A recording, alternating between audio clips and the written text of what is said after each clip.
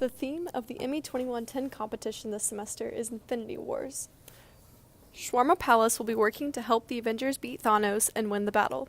The four main objectives of the competition are to retrieve Hulk from the edge of our universe, secure the gauntlet, remove Thanos from our universe, secure as many Infinity Stones as possible, and remove rocks from our universe.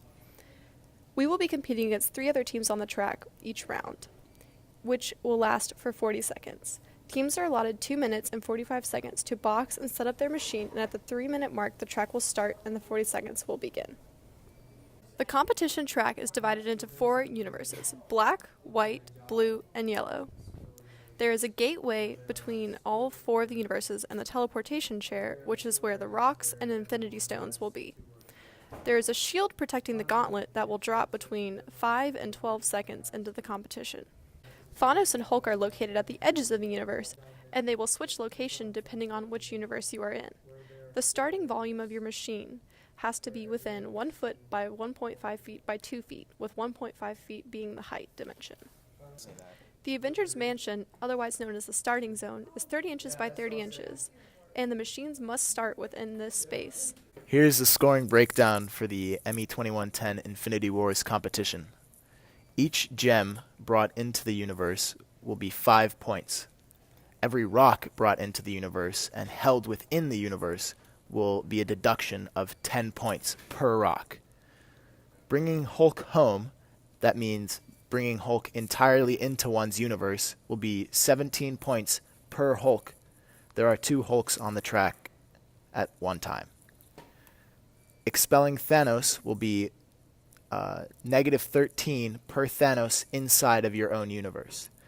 What that means is that if Thanos is even a little bit inside of your universe, you will get negative 13 points. If you retrieve the gauntlet and bring it partially into your home universe, you will get twice the amount of gem points total.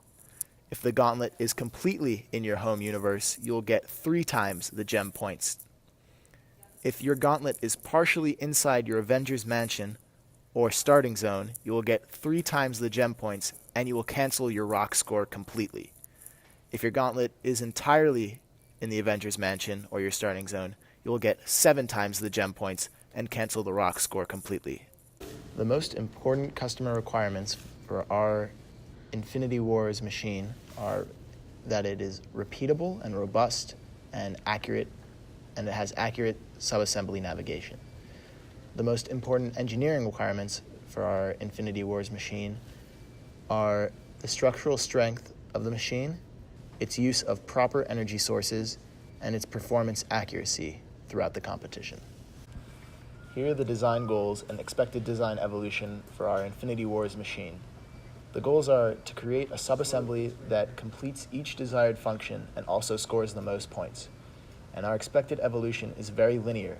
We expect to create a new subassembly each week until the week before the competition, and then the week before the competition, we expect to make small changes to our machine. The function tree details what the prototype is supposed to accomplish. The 2 most important functions on the function tree are collecting Infinity Stones and retrieving the gauntlet, as well as their subfunctions highlighted in red, because that enables us to be successful in the completion of each task. These 2 are the most important functions the prototype will complete because they constitute the majority of the points won during the competition. The morph chart displays possible solutions for the lowest level functions in the function tree. The only functions we have seen tested are travel to Thanos and move Thanos, and the observed most effective solutions to those are highlighted in blue. One thing we learned in the creation of the morph chart is that many of the sub-functions have similar possible solutions. The planning tree diagram shows us how many of the tasks and objectives for our project can be grouped and associated in such a way to make them easier to accomplish. In the Gantt chart, we placed more tasks in the first 4 weeks of the semester so that we would have more time to do the more important tasks at the end of the semester. In order to create a job responsibilities matrix, we had to learn and understand our individual strengths and weaknesses so that we could divvy up the tasks on the team appropriately. We learned how to break down a large task into smaller, more feasible tasks. The planning tree, Gantt chart, and job responsibilities matrix are important because they make us plan for the future weeks, making the team more productive and on top of the competition. Over the next couple of weeks, we will keep in mind these planning tools and our design tools in order to create the most effective subassemblies for competing.